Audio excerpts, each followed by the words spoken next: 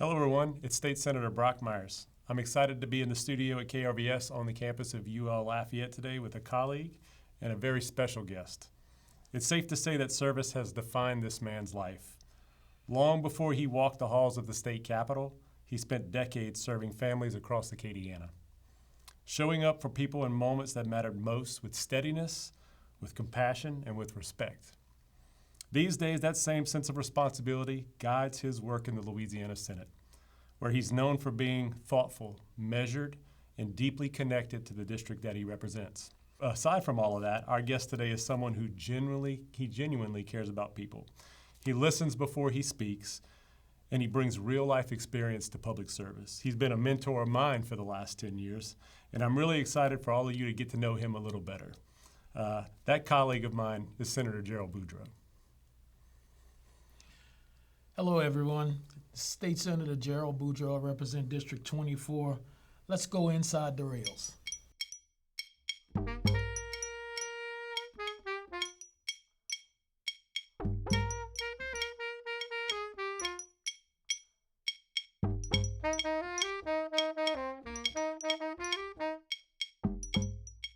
Senator Boudreaux, it's great to have you on our show today. Pleasure to be here. It's been a long time where we just haven't sat down and just talked about where we've come from, where we're doing, and thank you for the opportunity to join you to let people know those of us who serve in the Senate, we real people. The House too. Absolutely. The House too. You know, part of the goal of our discussion is to let people know who you are on a personal level. You know, for years I only knew you as Senator Boudreaux. I didn't even know you had a first name. So I learned that later on. But, you know, for the folks watching and for the folks listening, can you share a little bit about who you were before Senator Boudreaux? Maybe, you know, where'd you grow up and, you know, what kind of kid were you? Yeah, well, first and foremost, I'm number 3 of 8 kids. I got an older brother and sister. The 3 of us were born in Houston. So we moved here somewhere around 5 years old. We moved here and ended up on the north side of Lafayette, a Northside High School graduate, and University of Southwestern Louisiana graduate. And I got into a little gig in college called the Parks and Recreation Department. I stayed there for 42 years. Just 42 years? Just 42 years. and 6 years removed from that, it's been great. In addition to that, did a little something else called officiating, a little college basketball, college football. So those pretty much marked my life. Parks and Rec from 17 years old into the 60s, and then my work on the court in basketball, and then finishing that career up as the supervisor of men's officials in the Southeastern Conference. So it's been quite a journey. Yeah, one of the first times you and I got to visit was in your office whenever I joined the Recreation Commission when you were director. And I remember walking into your office and seeing all the pictures of you with basketball stars across the country. Yeah, they made me look good. Well, hopefully you didn't make them look good. You were just officiating the game as it was meant to be played, right? That's it. So what would you say, is that a job that you think, you know, officiating in Park Recs that really molded you and, you know, helped you understand the importance of the responsibility in serving folks? Without a doubt. I reflect on that quite often. With a degree in education, my original goal was to go into teaching and probably coaching. And as I said, I started in college working for the Parks and Recreation Department, and opportunities came about, just never got into the teaching profession. But those two, they run parallel paths.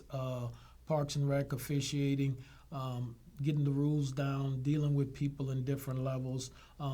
They actually, it didn't let me get away. Yeah. I just stayed on that path, and no regrets at all for that. And the impact that we've had from, you know, the programming standpoint in Parks and Rec, the lives we were able to touch.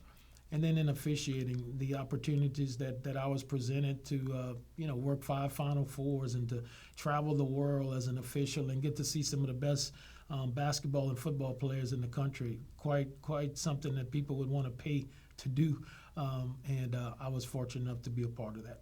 You've always been a local celebrity, and people talk about seeing you on TV, and you know, we're obviously very proud of all the work that you did all over the country in those roles.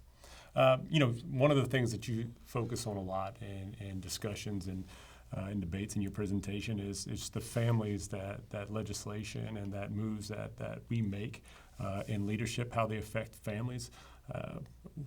What's sort of the root of that? When do you remember connecting most with families and seeing the impact that leaders make on families, especially in our area?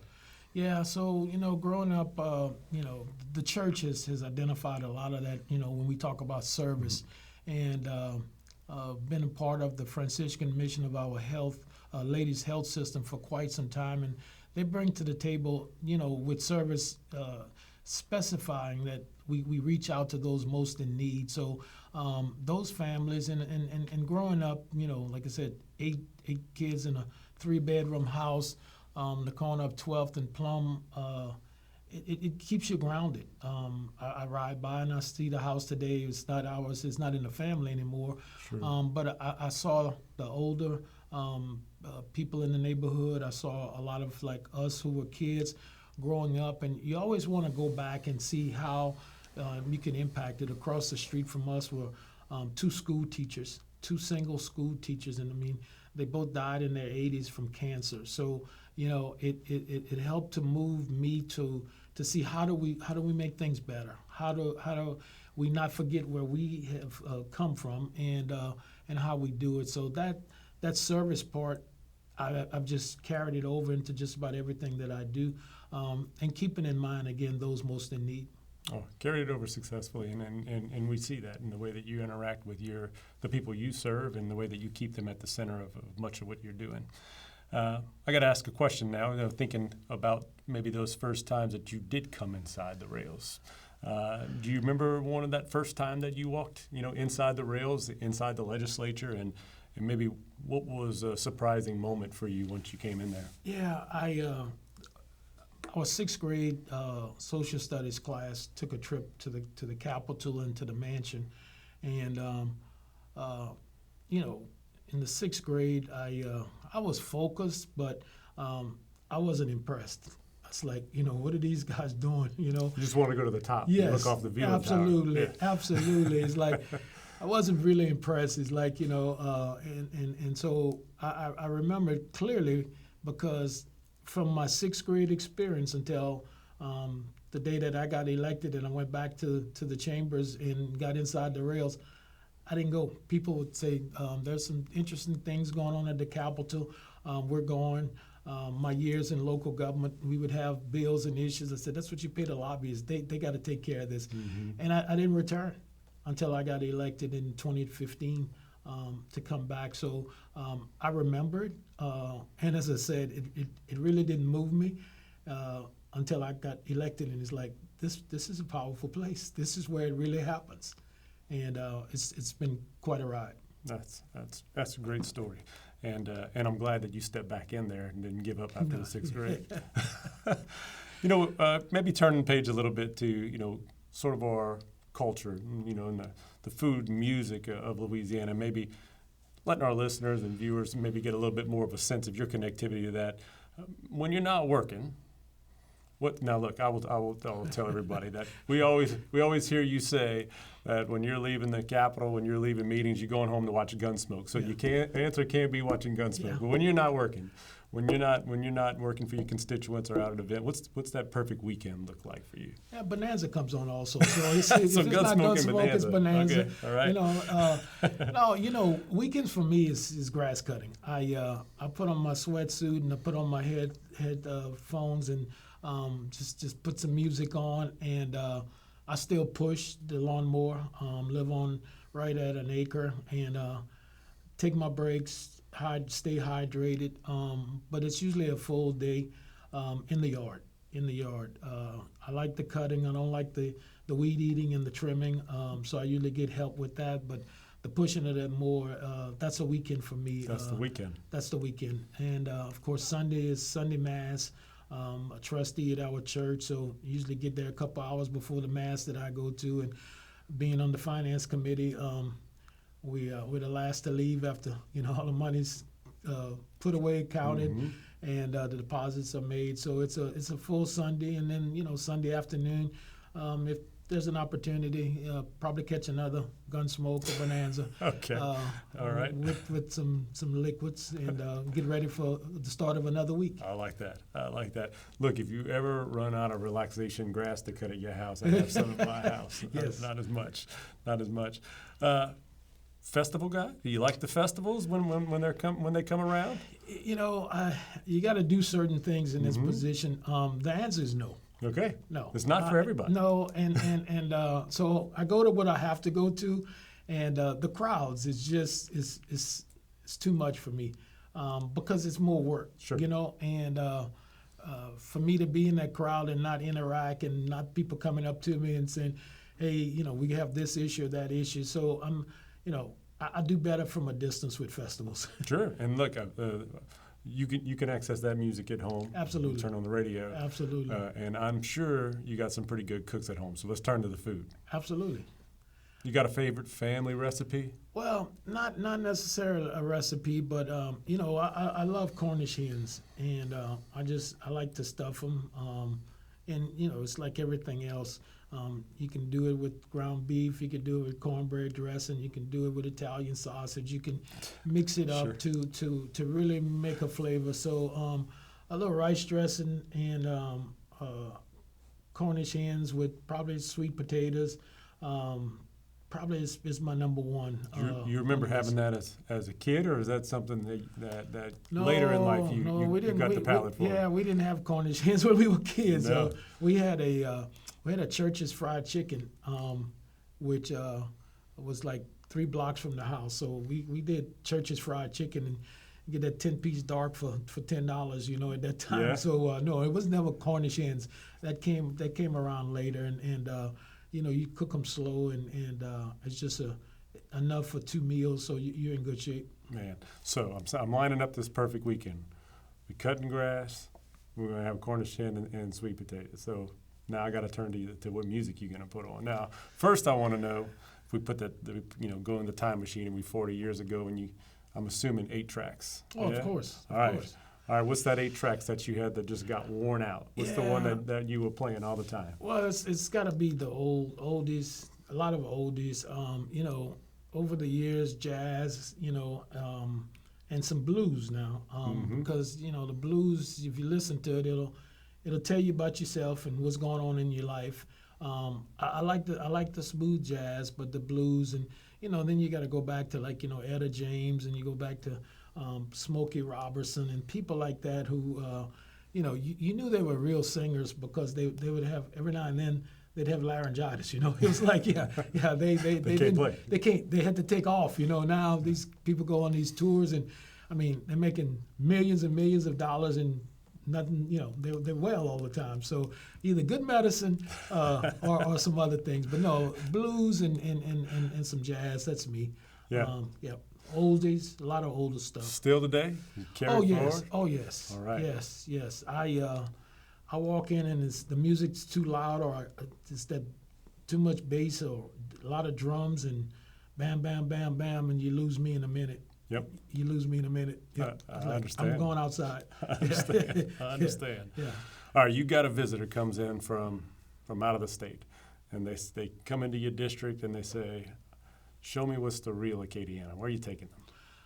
Well, I think this would be probably one of the first stops this campus, the University of Louisiana at Lafayette. And I say that because in 1954, Brown versus the Board of Education, my parents, my mother and father, were allowed to come to this university as African Americans. They were in the first class that was allowed to come here. So it's molded me into a greater appreciation for what we have here, this treasure.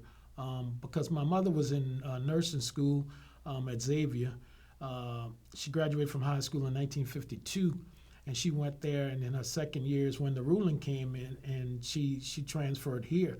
My dad was one of he had 3 sisters. And my grandfather, he was a baseball player who actually got drafted in that time in the Negro Baseball League, and my grandfather wouldn't let him go. It was his only son. And nevertheless, he wouldn't let him go to Xavier to follow my mom. So when she came back 2 years later to come to college, and they were able to come here, that's something that I'm just so proud of.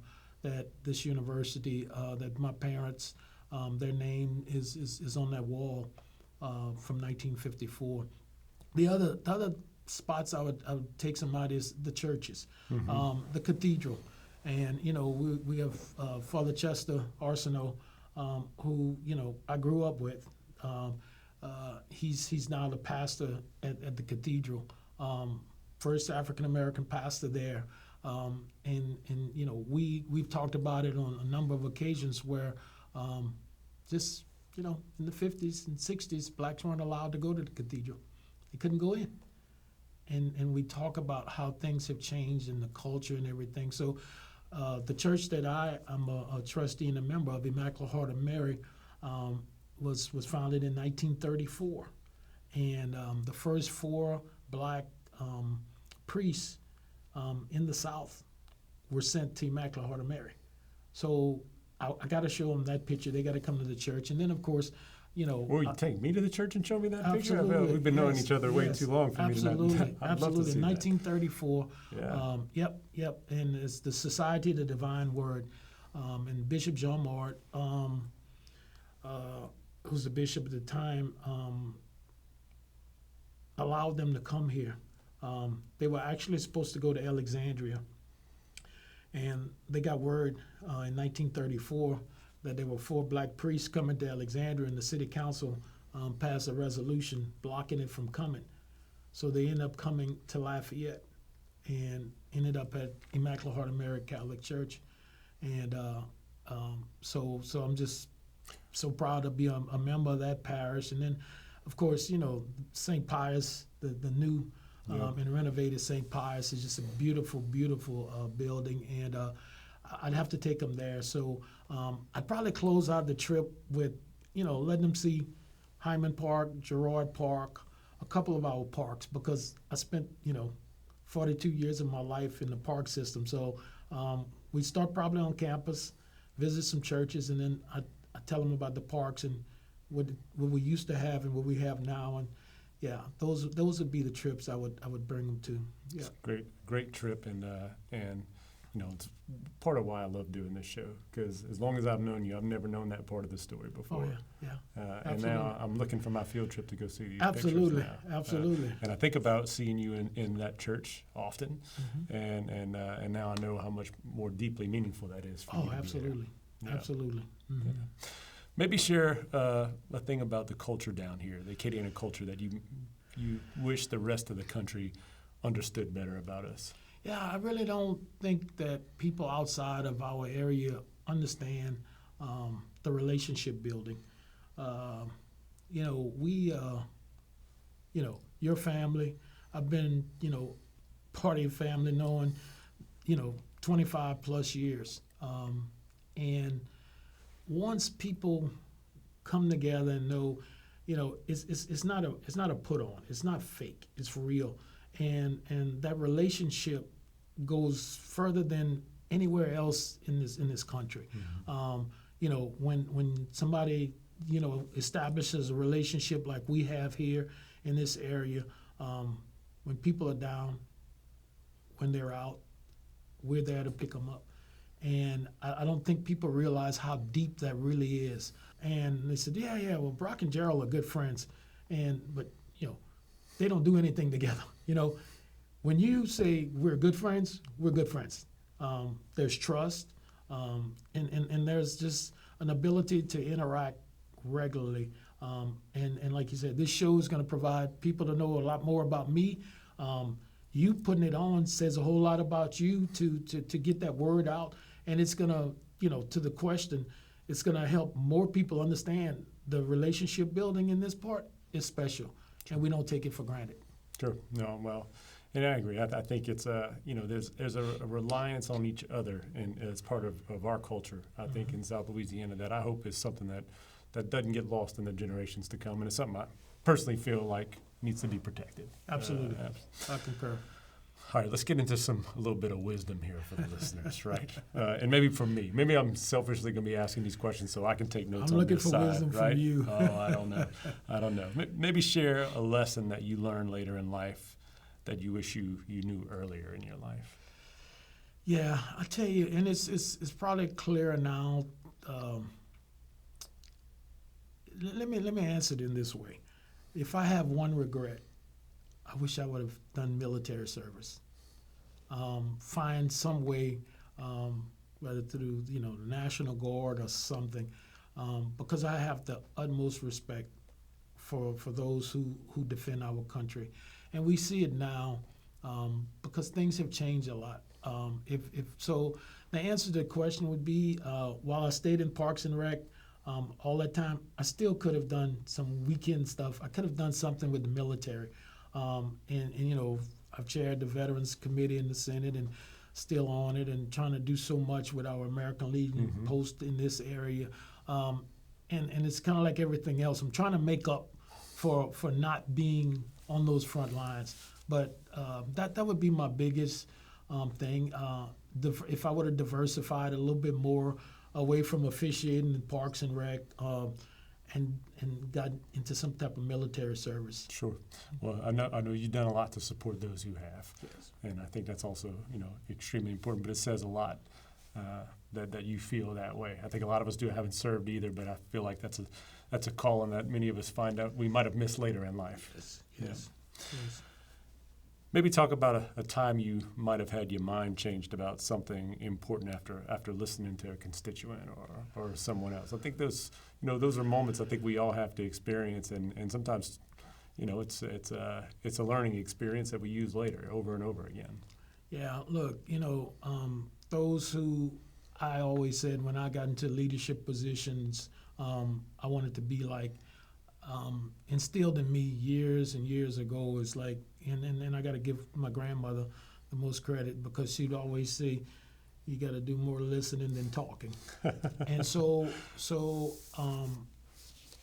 I've incorporated that into just about everything I do. I could go back to my Parks and Rec days, and we thought this was the best way to handle something, situation, but the listening part changed where I was. Same thing in officiating. You had to take rules exams. You had to know, how to apply them and when to apply them. But I can recall several times where I was wrong.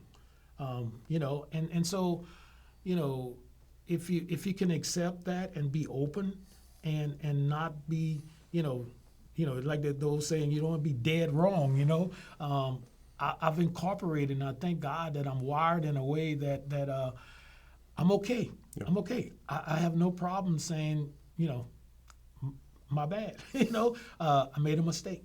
And so, and I think that's what, I know that's what helped me tremendously in officiating is that I always had an open mind, always like, well, this is what I thought. And this is before all of this replay stuff. We didn't have all of that. You made a call, you interpreted a rule, and it was over with. They might write it in the newspaper, which they don't write. Newspapers don't come out every day anymore. But no, so it's just been a part of me, and I think it's so important that we all just take a pause and listen.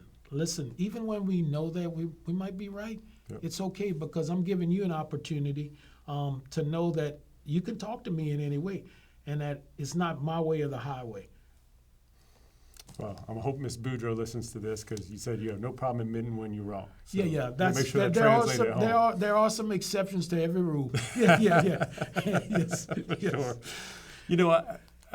There's times, right, where we feel like this world is divided. Sometimes in our own state, sometimes in our own community, and at times like that, what do you think is most looked at for us as leaders? Like, what are the public looking for most from us? Yeah, they want. Okay, first of all, they want to be represented, and so that's a big challenge today because, and here's where we can really get into the weeds. The people that you represent are different than the people that I represent.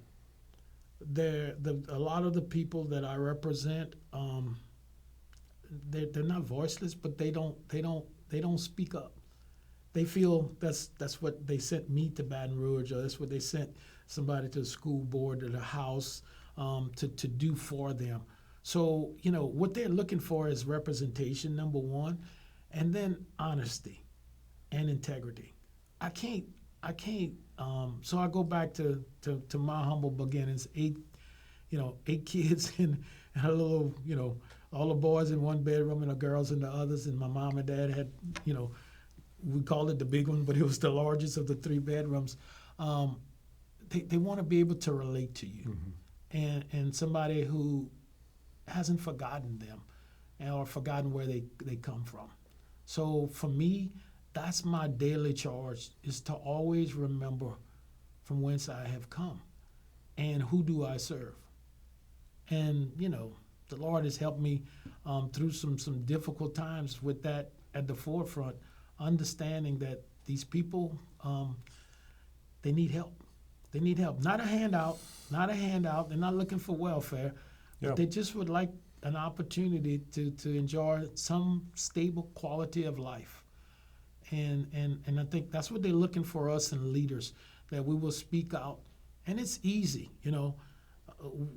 when the sun's out, some people do walk around with an umbrella. You get the umbrella out when it starts raining. And so they're looking for someone who's going to be there for them when the sun's out and when it's raining. I think that's a fantastic, advice and rule to live by, and something for us to all keep in mind. I'm going to turn the page a little bit. I'm going to go to a little bit of a lightning round. I'm going to have to corner you into one thing or another here. Gunsmoke or Bonanza? There you go. Okay, we well, go. Let's start there. Gunsmoke or Bonanza? I'll probably go Bonanza first. Well, I really hope somebody does a remake, kind of a 2.0 of Bonanza for you. Yeah. Or even Gunsmoke. Yeah. There've probably been a few of those Yeah. already. All right, coffee or tea? What are we drinking? Neither. We're not a caffeine drinker. No. It's either cognac or Michelob Ultra. Yeah. I love it. Yeah, we're it's gonna no coffee or sweet tea here. I love it. All right, gumbo or etouffee? Yeah, so I'm a gumbo guy. You're a gumbo guy. I'm a gumbo guy. The etouffee is way too much rice. Okay. You putting potato salad in the gumbo, or you got rice in there? Depends who's looking. Okay. Where I'm at, yeah. I think I know this question because you and I sometimes on the same schedule. Early mornings or late nights? Oh, I'm late night. All right. I'm late night. That's where I'm missing you during session because I like to make the coffee in the morning. Yeah. I like to turn the lights on. Well, the problem is, I know we're lightning, but the problem is I do late night and then I turn around and do early morning and that'll catch up. It catches up. Yep. You get on the other side of 65, it catches you regularly. Okay, so you got to recharge those batteries, and then after a while you got to just throw those batteries away because shut it down. Texting or phone call? Oh no, look, you got to talk to me. This texting back and forth, no. I'll send a text to tell you I need to talk to you. But for us to go back and forth, no. I knew the answer I have to that. fat fingers. I still carry a BlackBerry because they have a keyboard. Sure. And then the first question, coffee, and I told you it was cognac.